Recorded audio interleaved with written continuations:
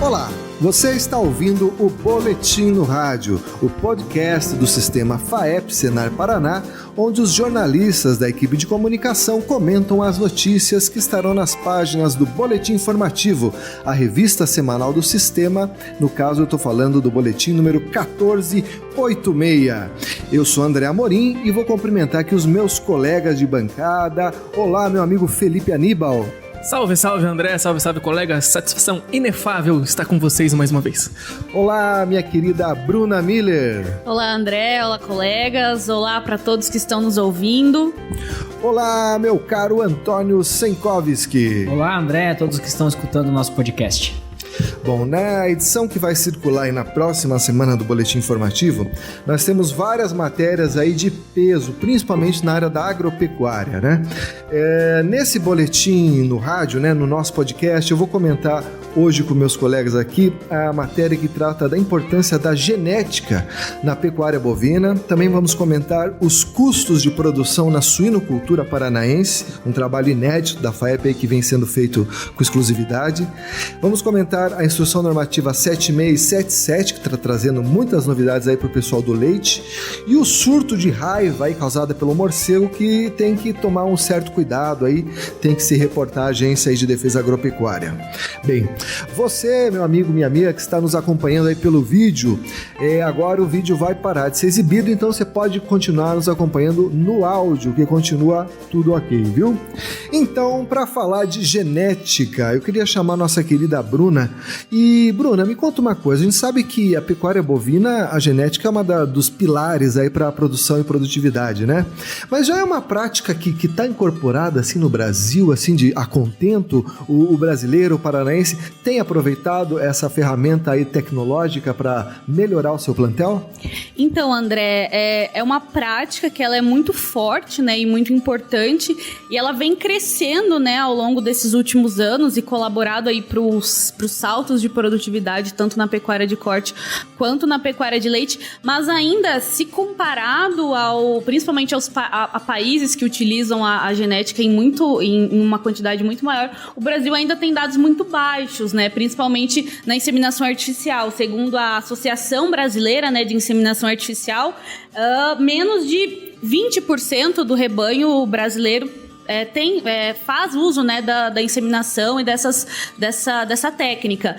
Mas, apesar disso, o Paraná ele é um dos destaques, né, tanto na pecuária de corte quanto na de leite. Apesar dos números baixos a nível nacional, o Paraná está em primeiro lugar na pecuária de corte, com o número de bovinos inseminados, e na pecuária de leite em segundo lugar. Olha aí, será que dá pra gente ver o dedo do Senar aí nesses números? Que eu sei que o Senar tem cursos nessas duas áreas, né? Sim, o Senar tem curso de inseminação artificial, né, que é um dos cursos mais fortes, vamos dizer assim, nesse sentido, e é um curso que abrange apesar, né, do foco em inseminação artificial, ele abrange, né, toda essa questão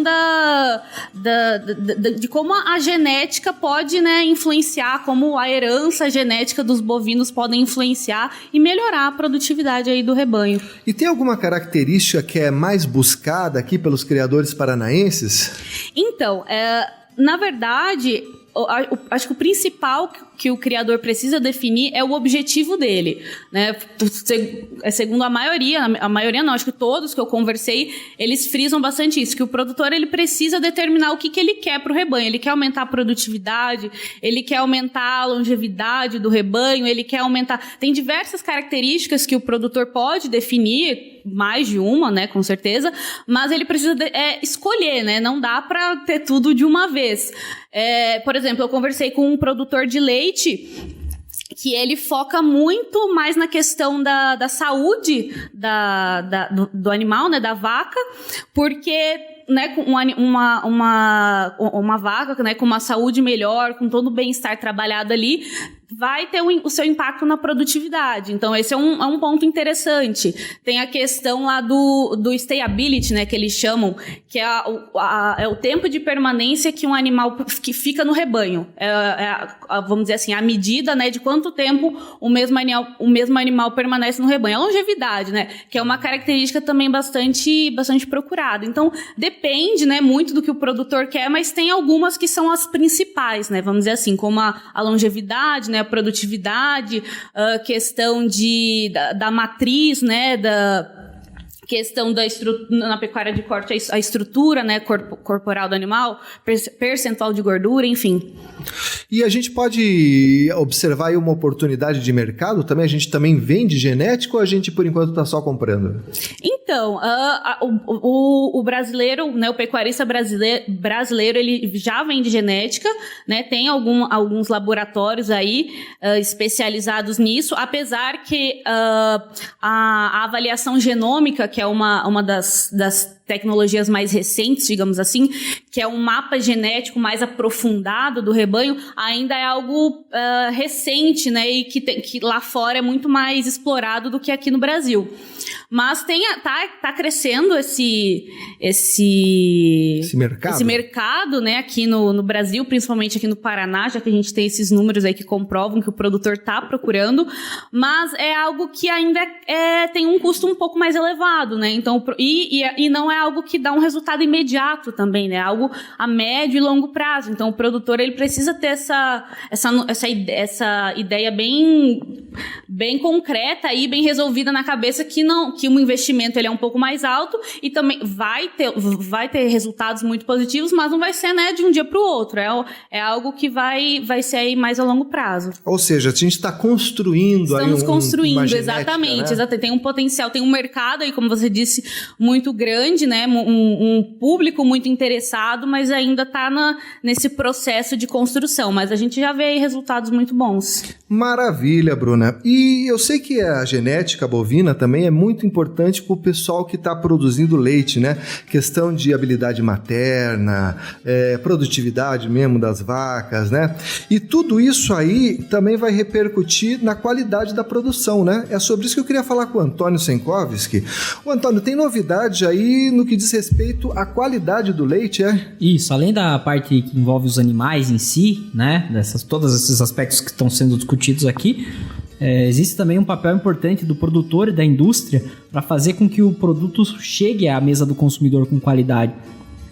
E um dos instrumentos que a gente conta hoje no Brasil para determinar como que deve ser o leite, lá quando sai da propriedade, quando chega na indústria e no seu processamento, são as instruções normativas 76 e 77. Esses documentos, eles são novos, né? Substituem aí as legislações anteriores nesse sentido e estão valendo desde o dia 30 de maio de 2019. É bem novo, então. É bem recente e bem por isso, por ser uma coisa ainda recente, que não está incorporada dentro da cadeia como um todo, o Ministério da Agricultura, Pecuária e Abastecimento, junto com outros órgãos como o Senar, a FAEP e outras instituições aqui no Paraná, vão promover uma série de workshops. Workshops é um encontro para falar sobre essas informações, né? É tipo um dia de campo, mas não é no campo. Isso, é um dia para que os produtores, as indústrias da região se reúnam e possam tirar todas as suas dúvidas sobre esses novos parâmetros que envolvem desde a quantidade de células somáticas e placas bacterianas que o leite tem que ter lá quando ele vai ser coletado, qual é a temperatura que ele tem que estar na hora que ele chega na indústria. Existe uma série de mudanças, André, que estão aí dentro dessas instruções normativas e que vão ser detalhadas para os produtores e para os representantes das indústrias nesses workshops. Isso que eu ia perguntar para você, porque eu imagino que uma legislação nova, ela traz impacto não só na hora da produção, mas em toda a cadeia, né? Eu imagino que tem que estar muito bem alinhado aí o produtor e a indústria para que isso não fique só no papel, né? Que o resultado seja alcançado.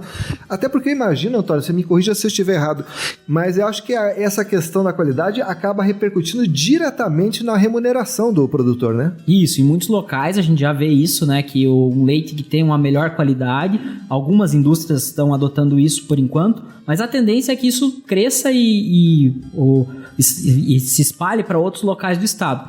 Para finalizar e dar um serviço aqui para os produtores que estão nos ouvindo, os workshops vão acontecer aqui em Toledo, no dia 21 de agosto, em Francisco Beltrão, no dia 22, Pitanga, no dia 23, e aí vai pular uns dias, no dia 3 de setembro o evento chega a Paranavaí, no dia 4 de setembro em Londrina e no dia 5 de setembro em Carambeí. Os locais ainda não estão definidos, mas se você acompanhar nossas páginas nas redes sociais e nosso site, a gente vai divulgar assim que tiver a confirmação de cada um dos locais desses eventos. A princípio não tem inscrição, basta que o produtor vá até o local, mas qualquer mudança também a gente mantém tudo atualizado aqui pelos nossos canais.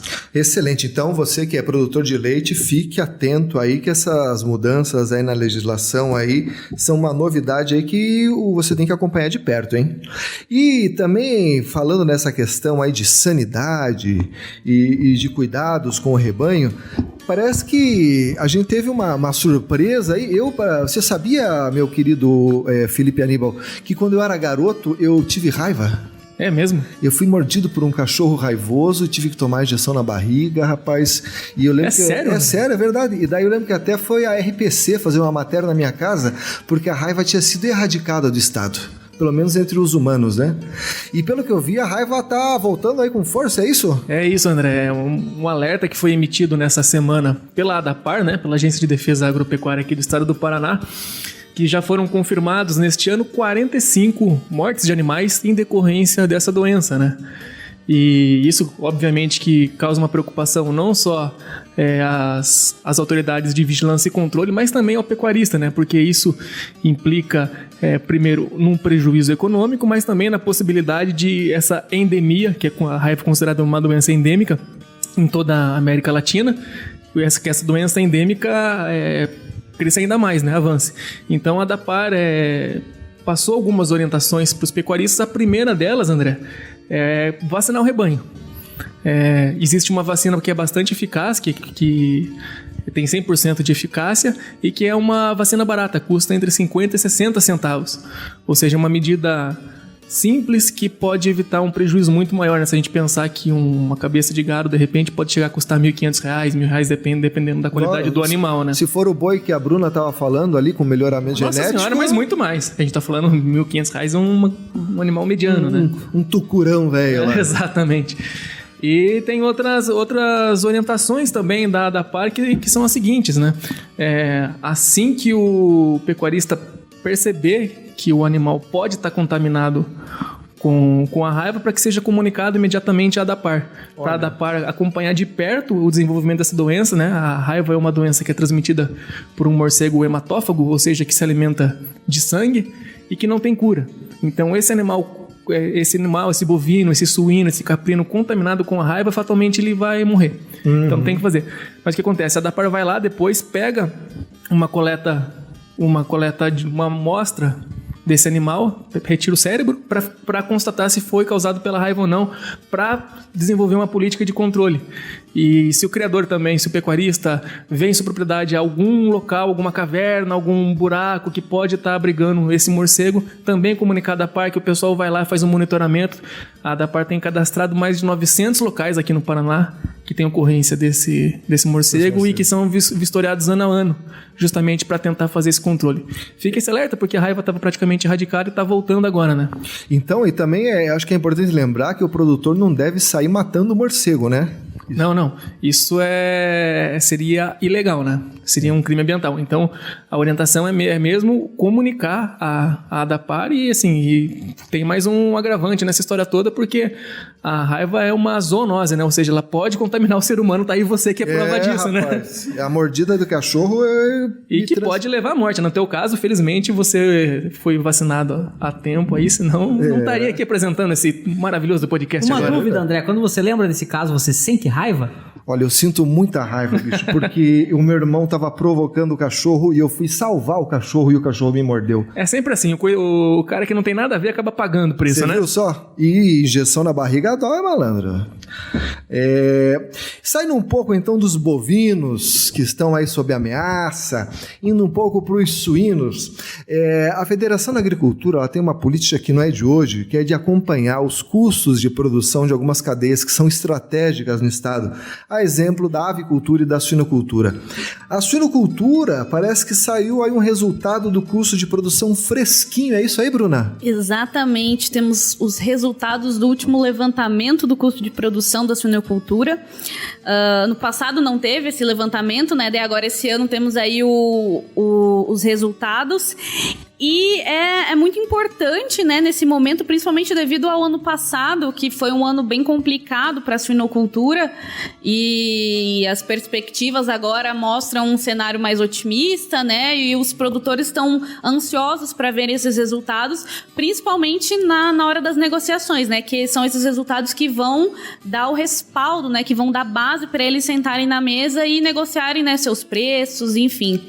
E como é que tá esses resultados, Bruna? Tá mais pro vermelho, tá mais pro azul? Eu sei que é um levantamento que leva em conta diversas realidades em diversas regiões diferentes, né? Mas dá pra gente tentar traçar um panorama geral, assim? Sim, os resultados mostram, eles foram feitos, né, de acordo com cada fase da produção, em 3 regiões aqui do Paraná, o Campos Gerais, o Sudoeste e o Oeste, e ele é feito de uma maneira que... porque, né, cada realidade, cada fase, cada região tem a sua realidade, mas ele foi feito de uma maneira que os resultados tentem contemplar da melhor forma, da forma mais verídica possível. E os resultados mostram que os produtores integrados, eles estão ainda pagando prejuízos do ano passado, né? Que, como eu já tinha dito, foi um ano difícil para a suinocultura, agora a gente está com as perspectivas mais otimistas, né? Os preços estão melhorando, o preço do suíno está melhor aí no mercado, principalmente as exportações também subiram, né? Principalmente pela questão da peste suína lá na China.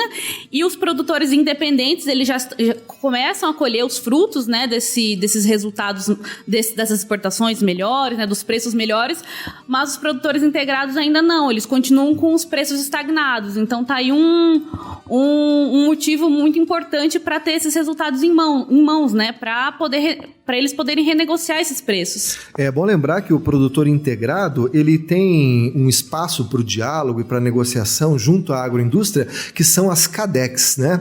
Que são... Alguém lembra o que é CADEC? É Câmara... Vamos ver aqui. CADECs, Comissões de Acompanhamento, Desenvolvimento e Conciliação da Integração. Olha aí, essas CADECs aí é o espaço onde você vai sentar para negociar com a indústria, né? Então, se você, produtor, você não conhece o teu próprio custo de produção, você não sabe quanto que custa o seu suíno, dificilmente você vai sair vitorioso numa negociação, né? Exatamente. E é bom lembrar também que a integração, ela é uma forma muito... É um formato, né, vamos dizer assim, ele é muito presente aqui no Paraná, principalmente na região oeste, que é uma das regiões aqui que eles fizeram um levantamento. Então, é muito importante que esses preços, eles tenham o seu reajuste, né, eles estejam de acordo aí com o mercado, porque o impacto, ele é muito maior, né, nesse sentido.